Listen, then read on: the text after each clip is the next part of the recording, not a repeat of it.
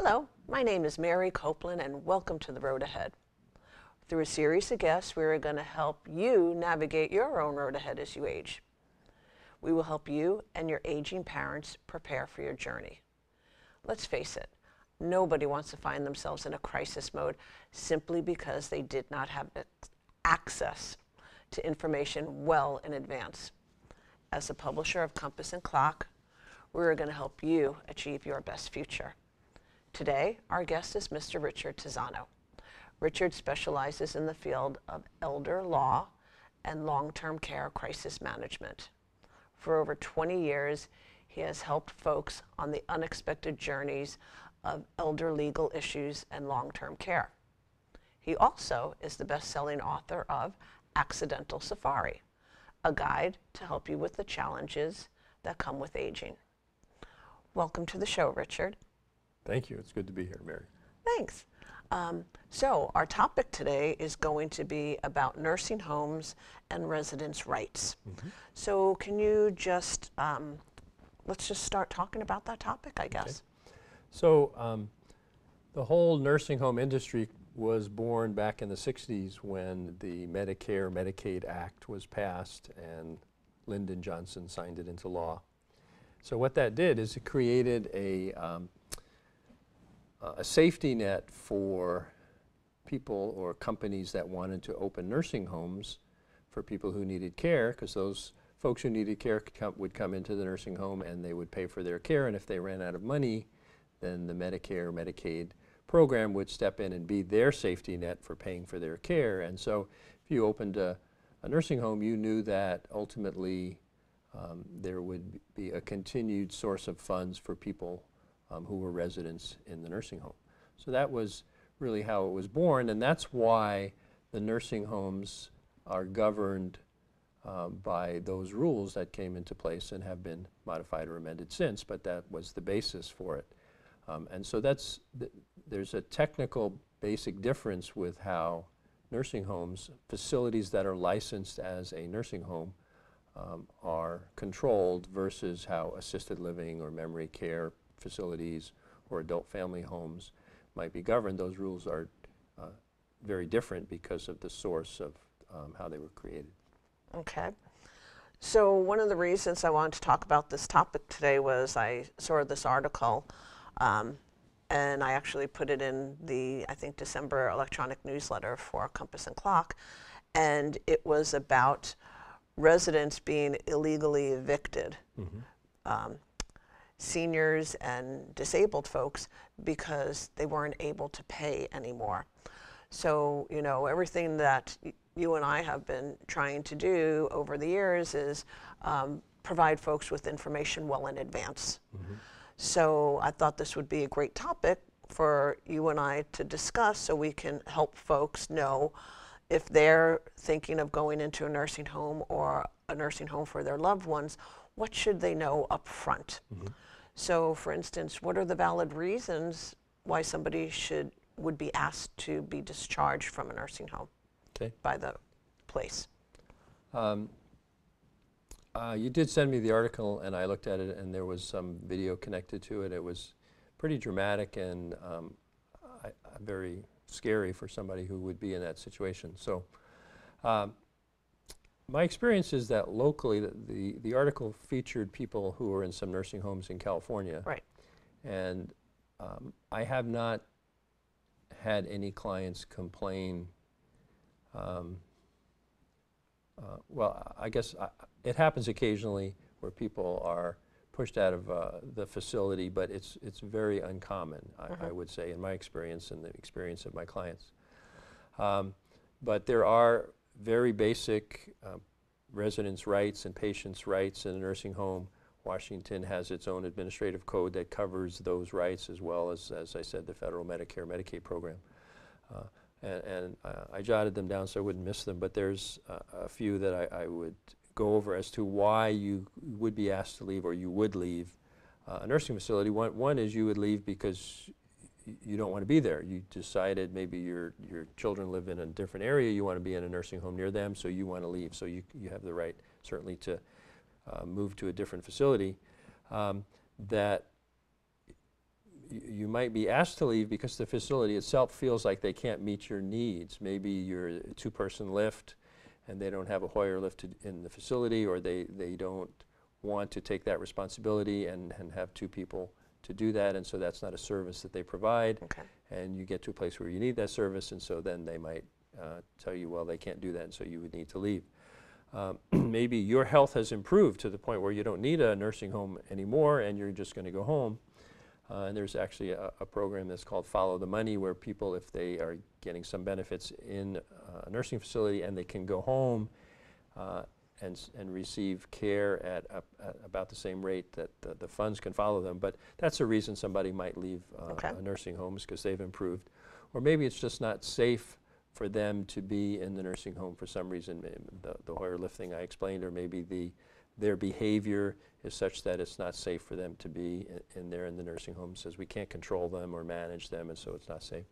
Or maybe because of their behavior, it's not safe for other residents or staff, and so they can show that, and so that would be a reason that they might ask you to leave. Or non-payment is a reason to leave. Maybe they haven't been paying the bill, and it gets critical, and they've received the proper notice from the facility that the money is due, and they've waited a reasonable time, and so then they would evict the person. So maybe I should go into how people pay for their... That was going to be my next question. Sorry, I was going to... That's okay. I was going to ask, so how do you pay for a nursing home? Okay. Private pay, insurance, Medicaid, what? So initially, if someone is coming into a nursing facility, maybe they're coming in from rehab from the hospital, and they've been there the required 3 full days in the hospital as a patient, they could initially go into a nursing facility under Medicare. Medicare would allows for payment for rehab in a nursing facilities, and they'll pay 100% of the first 20 days. Medicare That's if will. you're 65 or older and have Medicare. Right, if you have Medicare. And you've been in the hospital for the 3 days, so Medicare would pay that. And then if you continue to improve or continue to need skilled nursing care, Medicare will pay all but $170 a day of the next 80 days, so you could get up to 100 days of a stay in a nursing facility paid that way.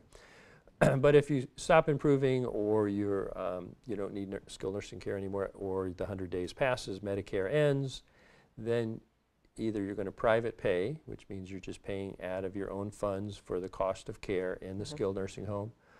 Maybe you have long-term care insurance, and the elimination period has ended. Maybe you have no elimination period, or 30 days or 90 days. So the period's over. You've been paying out of pocket or Medicare, and now you're going to switch over to your long-term care insurance. So that's paying. Or you have no funds. You're under the amount allowed, which is $2,000 for an individual, and there's somewhat of a sliding scale, $55,000 to $120,000 for a spouse, a well spouse, and there's the other spouse who needs care, and so they're under that amount. And then Medicaid would step in and begin to pay for that care. And so if the facility is a licensed nursing home, they have to accept payment from any of those sources. Okay. And if a resident receives an eviction notice from the nursing home, can they appeal it? They can. And so there's a process, and the process is very clearly laid out in the Washington Administrative Code, and they have to actually receive information when they getting the eviction notice. They have to receive information from the facility as to how to do the appeal. I would suggest perhaps at that point they might want to seek a professional, an attorney who does that kind of law to represent them or help them get the information together for the appeal. But they don't have to do that. They could follow the information or look it up and try to pursue it themselves. But there is a very clear appeal process, and it's a hearing that's held. That's not, the decision is not the nursing home. They're not appealing to the nursing home. They are appealing to the authorities. So you and I do seminars every month trying to educate folks on a number of different categories. And what I repeatedly hear you talk about is read your documents. You know, before you sign anything. Know what you're signing. So can you talk about that? Because that's in advance. This is something where something can be prevented if you're, so touch on that. So if you're, if you or your loved one is going into a facility, and this would account for whether it's a assisted living or a nursing home or memory care, there's a lot of documents that need to be signed, and I think it would be perfectly proper for you to ask the facility to see the documents before you go in for the signing. So if you're going to have a signing, you're going to sign in yourself or your loved one, and they tell you come in on Friday and it's Tuesday, and they give you the documents. Or even if you go in and get them, and all of a sudden they give you these documents to sign in your loved one, and say, well, I need to review them, and I think that's totally appropriate. There's a few documents there that you don't have to sign. One of them is the fact that you would be waiving your right to sue the facility for any event that might happen in the future in exchange for mandatory arbitration. It should say on that form you're not required to sign the form. There might be a buy-in. If you're in a continuing care community, there might be a buy-in. You want to review how those funds are held or refunded. And so there's a lot of things to look at in advance, and you need to know how those work. They cannot require, no facility can require that a third party be responsible for paying your bill. So don't ever sign for someone else that you would accept the responsibility for payment, and your refusal to sign that form, they can't say, oh, well, we're not going to let your mother in unless you accept responsibility. They can't do that. And so just know what your rights are, know what you're signing, and have a discussion with the facility. They should be willing to explain it to you, and if you have any questions about what they're telling you, certainly seek some professional help to interpret the documents if you think that they need interpreting. That's good advice. Thank you. We're about out of time because we do try to keep our segments. I know, we could just go on forever. We do try to keep our segments to a certain length. So are there any parting words that you want to share with the viewers as it pertains to this topic? And we can do other episodes too, but. Well, I think it's helpful to gain as much information as you can. That's why we're doing this. And it would be helpful too for folks to visit your any facilities you might be thinking about. So if you have a loved one or you're thinking maybe at some point I might need assisted living, go visit your local assisted living facilities. Those that are near you. Location is important. So if there's some near you, you want to see what they're like, and you want to go around mealtime because they'll give you a free meal, and they want to show you how great the food is and all. But just going gives you some information about how it works. You can get a sense of the facility or how things work. And if you go to more than one, then you can compare them. So I think that's what I would encourage people to do as it comes to a facility. Talk about it to your neighbors or people you know. Visit, if you have some friends that have gone to those facilities, go visit them, and they'd love to see you, and then you can get kind of the inside scoop on how things work. Good advice. Thank you. Well, that's it for today. We will be with you in another episode in the very near future, and thanks so much for spending some time with us. Take care.